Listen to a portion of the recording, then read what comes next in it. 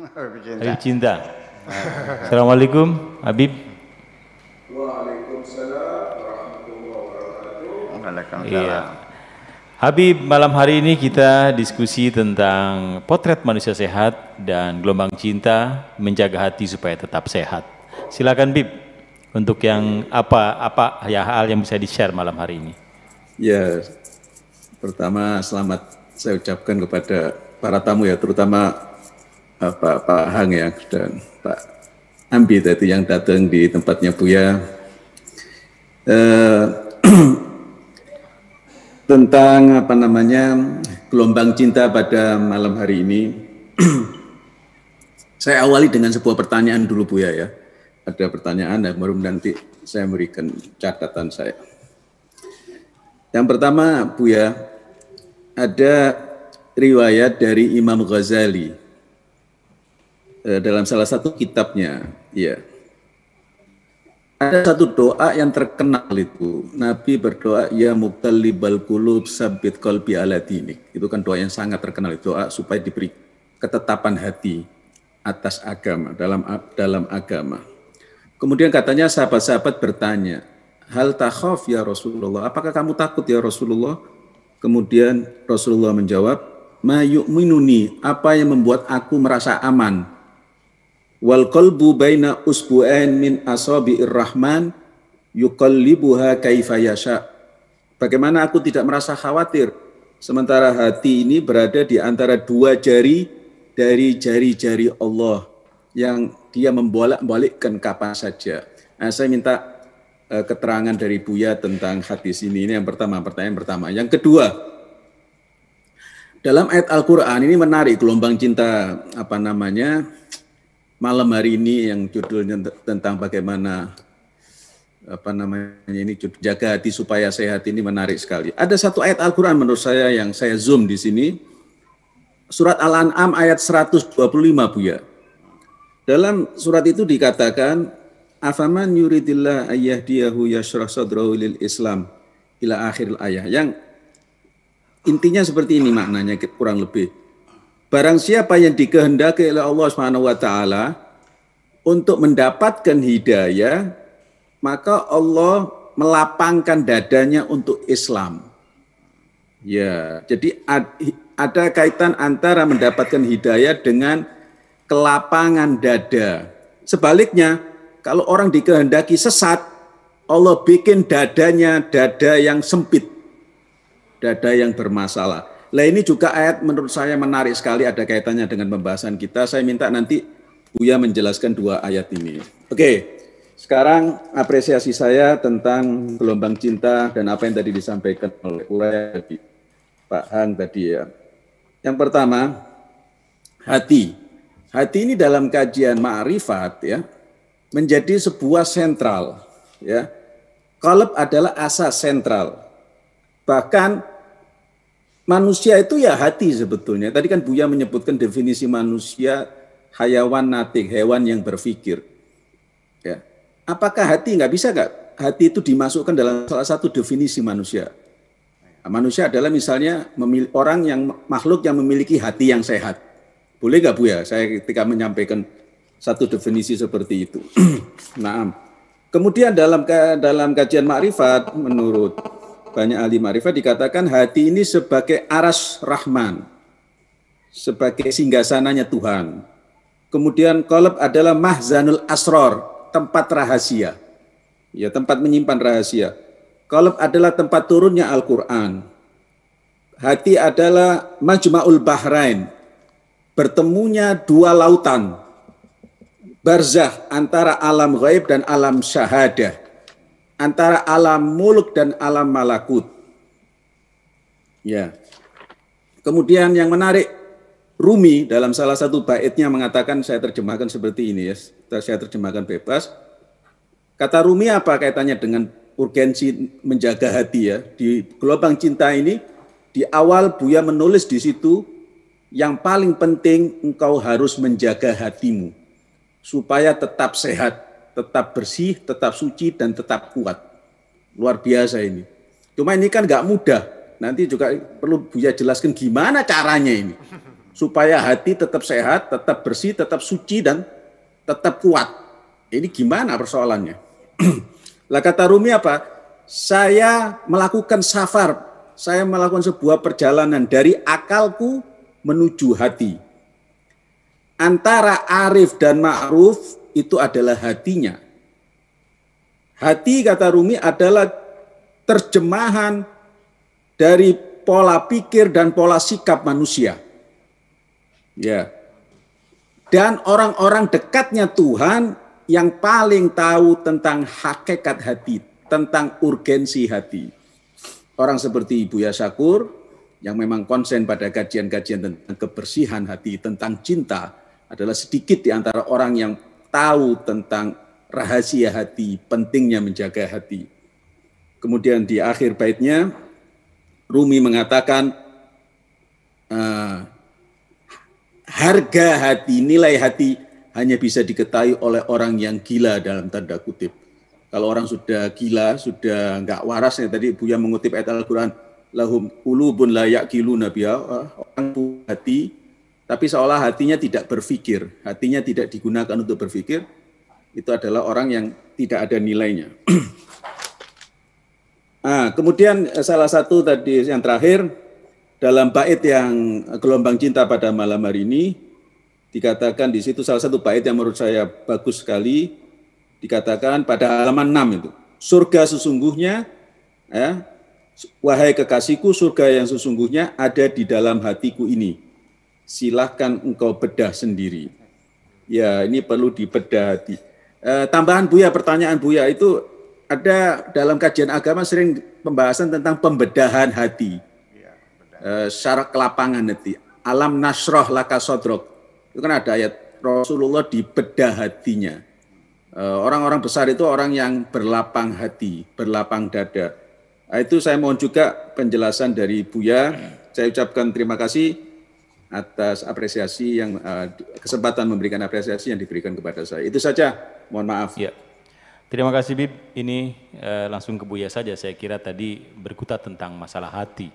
Dan satu hal yang harus saya garis bawahi bahwa bolehkah ia menyebut kalau manusia itu adalah hati itu sendiri? Silakan Buya. Oh iya, nah, ada tadi tentang definisi manusia juga ditanyakan tadi. Jadi gini, membuat definisi itu ada 5 pola menurut Aristoteles. Pakai bahasa Arabnya ada had, ada rosam, ada ba'id, ada qorib, segala macam. Contohnya gini aja deh. Kita bisa mengatakan mendefinisikan manusia itu binatang yang berpikir. Nah, binatang ini dalam bahasa logika Arabnya adalah nau. Bisa jenis yang ba'id. Manusia adalah makhluk yang berpikir. Ya. Atau juga yang lebih jauh lagi, ya, manusia adalah sesuatu yang berpikir. Ya. Kemudian bisa kita sebutkan mendefinisikan manusia adalah secara deskriptif, ya. Namanya hadbir rasam namanya itu. Manusia adalah binatang yang berkaki 2, berjalan dengan kaki, bertangan 2, mata sejajar, telinga sejajar, dan sebagainya. Itu bisa kita mendefinisikan manusia bisa 1000 definisi. Semuanya adalah satu. Jadi bagaimana kita mendefinisikan sesuatu tidak terikat dengan al-hayawanun natik, manusia binatang yang berpikir.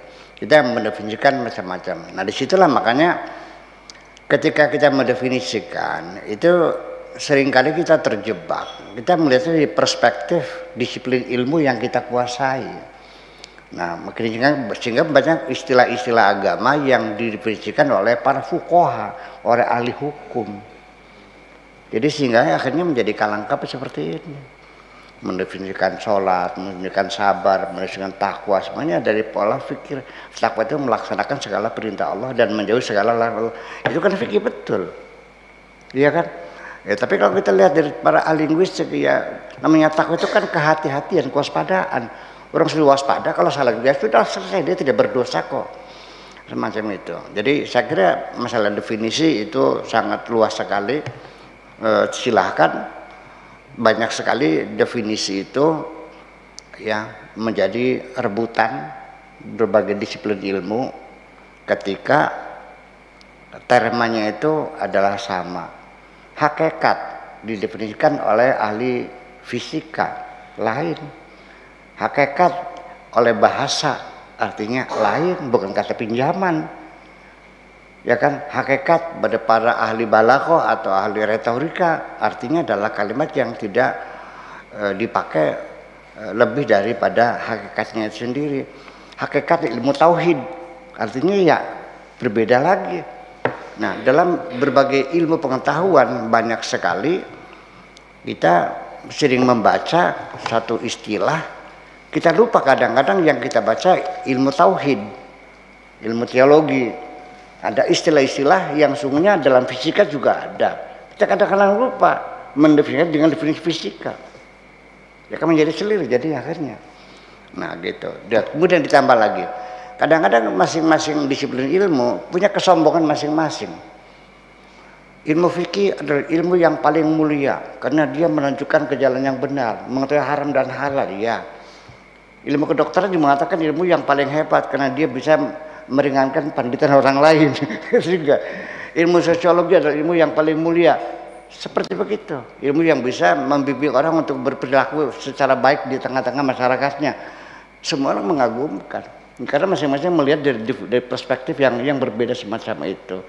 Jadi ya silakanlah Anda mau mendefinisikan. Nah, ketika sudah tidak mampu didefinisikan karena memang itu di luar dari kemampuan, maka yang ada adalah definisi yang namanya definisi birasem secara deskriptif. Jadi artinya bahwa sehingga sholat sendiri karena tidak mampu didefinisikan, akhirnya dengan rasem, dengan deskriptif. Definisi yang deskriptif itu sholat adalah perbuatan, perkataan. Itu kan berarti yang dimulai dengan takbir dan ditutup dengan salam, menghadap kiblat, sebelumnya wudhu. Itu kan banyak definisi deskriptif ya. Nah, ada lagi definisi demonstratif. Pusing menerjemahkannya, kursi itu apa sih? Udah, nih kursi seperti ini selesai udah. Kira-kira mentok-mentok dengan demonstratif. Ya kan gitu. Mik siapa? Ya mik ini seperti ini udah selesai. Gitu aja. Nah, itu begini. Kemudian hadis yang mengatakan ya muqallibal qulub sampai apakah engkau tidak takut ya Rasulullah? Ya bagian aku takut yang segala perkara ada di kedua jari Tuhan dibolak-balik. Itu saya kira itu satu gambaran saja, namanya tasbih tamtsili ya, atau isti'arah tamtsiliyah yang menunjukkan kekuasaan Tuhan yang mutlak apa saja bisa. Seolah-olah dunia ada di kedua jari Tuhan, mau dibolak-balik aja bisa. Itu artinya bahwa orang sudah begini, artinya dia menguasai masalah dan apa saja bisa. Saya kira tidak lebih dari itu artinya. Jadi jangan kita definisikan bahwa Tuhan punya dua jari. Tapi boleh saja, tidak ada masalah ketika kita meyakini dua punya jari. Seperti juga pernah menjadi polemik yang tidak berkesudahan sampai sekarang. Apakah Tuhan itu punya tangan enggak sih? Karena dalam Al-Quran dikatakan yadullah fauqa aidihim, tangan Tuhan di atas tangan mereka.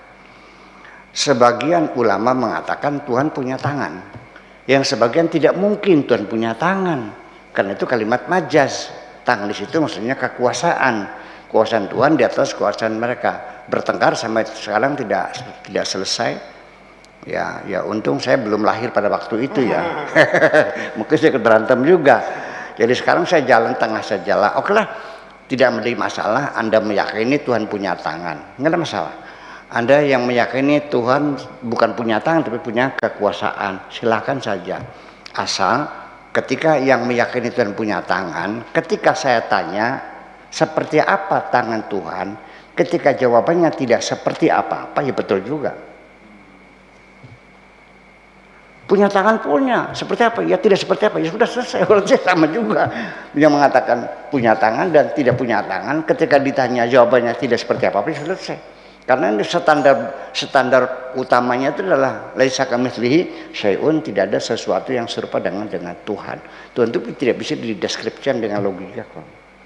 Yang bisa hanya dirasakan akan keberadaannya itu.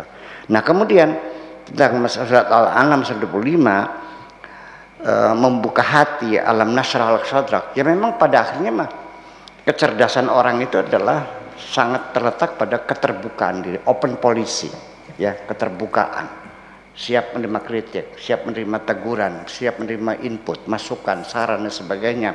Itu kan salah satu cara untuk kita mengulangi kemajuan itu. Bukan kita hanya melangkah maju. Keberhasilan bukan kita merebut menggapai tujuan, tetapi juga dalam perjalanannya kita sanggup memperbaiki kesalahan-kesalahan yang kita lakukan. Memperbaiki kesalahan adalah merupakan suatu langkah maju, suatu keberhasilan. Nah, memperbaiki kesalahan tidak ada cara lain kecuali kita membuka diri. Sulit kalau orang sudah yakin aku yang paling benar, ya sudah selamanya akan benar. Nah, jadi di sini saya ingin katakan bahwa sesungguhnya yang menyebabkan orang itu tidak percaya atau orang itu ragu-ragu sebetulnya adalah kondisi hatinya sendiri kok yang menentukan itu. Terkadang banyak bukti yang sudah dibuktikan tetap nggak percaya juga kok. Jadi kekuatan bukti atau dalil itu tidak menjadi alasan orang itu percaya atau tidak percaya. Sekarang sebagai contoh yang kita yakini, Nabi Isa bisa menghidupkan orang mati. Dibuktikan di tengah mereka, nggak percaya juga kok. Nabi Isa bisa mengobati orang yang buta asli, ya, diusap bisa melihat lagi, tetap nggak percaya kok. Nabi Muhammad bisa membelah bulan, dilihat sendiri, nggak percaya juga kok. Jadi sebetulnya yang orang percaya dan tidak itulah kondisi hati kita masing-masing.